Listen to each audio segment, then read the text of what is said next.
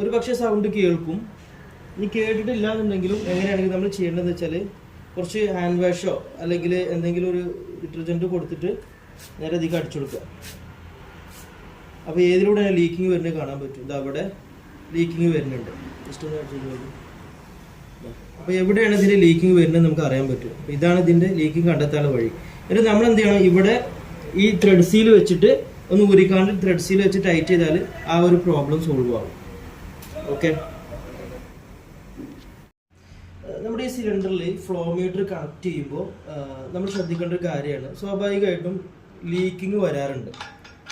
അപ്പോൾ ചെയ്യേണ്ടതെന്ന് വെച്ചാൽ ഇപ്പോൾ ഇത് എവിടെയാണോ ലീക്കിങ് ഉള്ളത് ആ ഭാഗത്ത് നമ്മൾ ത്രെഡ് സീൽ കൊടുത്താൽ മതി. എന്നിട്ടിതാ ഇവിടെ വെച്ചിട്ട് നമ്മൾ ടൈറ്റ് ചെയ്ത് കൊടുക്കുക.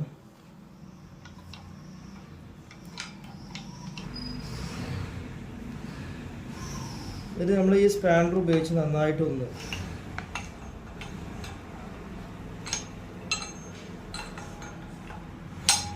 നന്നായിട്ടൊന്ന് ടൈറ്റ് ചെയ്യാം.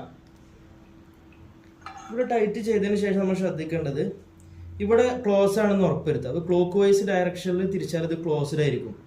ഇത് ക്ലോസ് ചെയ്തില്ലെങ്കിൽ ഒന്നായിട്ട് പ്രഷർ വന്നിട്ട് ഇത് ലീക്കായി പോകാൻ ചാൻസ് ഉണ്ട്. അപ്പോൾ ഇത് ക്ലോസ് ചെയ്തതിന് ശേഷം നമ്മൾ ഈ കീ ഓപ്പൺ ആക്കി കൊടുക്കുകയാണ്.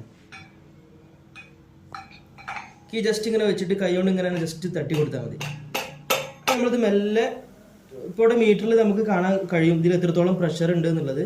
എന്നിട്ട് മെല്ലെ നമ്മൾ തുറന്നു കൊടുത്തു കഴിഞ്ഞാൽ ഇതാ ഇതിൽ ബബിൾ വരുന്നതുകൊണ്ട് ഇവിടെ നോബ് ഇങ്ങനെ പൊന്തി വരും. അപ്പോൾ നമുക്ക് എത്രയാണ് അളവ് വേണ്ടത്, ഇപ്പോൾ 2 ആണെങ്കിൽ 2-ൽ, ഇതിന് ഏറ്റവും താഴത്തെ ലെവല് 2-ലാക്കിയിട്ട് നേരെ കൊടുക്കുക. ഇത്രേ ഉള്ളൂ നമ്മളിതിൽ ശ്രദ്ധിക്കാനുള്ളത്. അപ്പോൾ നമ്മൾ ഓപ്പൺ ചെയ്യുമ്പോൾ ഇവിടെ ആദ്യം ക്ലോസ് ചെയ്തിട്ട് വേണം ഇവിടെ ഓപ്പൺ ചെയ്യാൻ.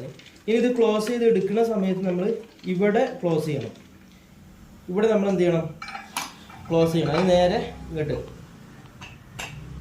നല്ലോണം ടൈറ്റ് ചെയ്തതിന് ശേഷം ഇപ്പോൾ ഇവിടെ കുറച്ച് എയർ ഇതിനുള്ളിലുണ്ടാവും. പ്രഷറൈസ്ഡ് എയർ ആയതുകൊണ്ട് തന്നെ അവിടെ ഉണ്ടാവും, അത്യാവശ്യം എയർ ഉണ്ടാവും. അത് നമ്മൾ എന്ത് ചെയ്യുക, റിലീസാക്കി കളയാം. തുറന്നു കൊടുക്കുക. അപ്പം ആദ്യം ഒരു ബബിൾ വന്നെങ്കിലും ഇപ്പോൾ അത് പോയിട്ടുണ്ട്. ഇപ്പോൾ ഇതിൽ എയർ ഇല്ലാന്ന് ഉറപ്പായി. ഇനി നമുക്ക് ധൈര്യമായിട്ട് എന്ത് ചെയ്യാം, ഇതിങ്ങനെ ഓപ്പൺ ചെയ്യാവുന്നതാണ്.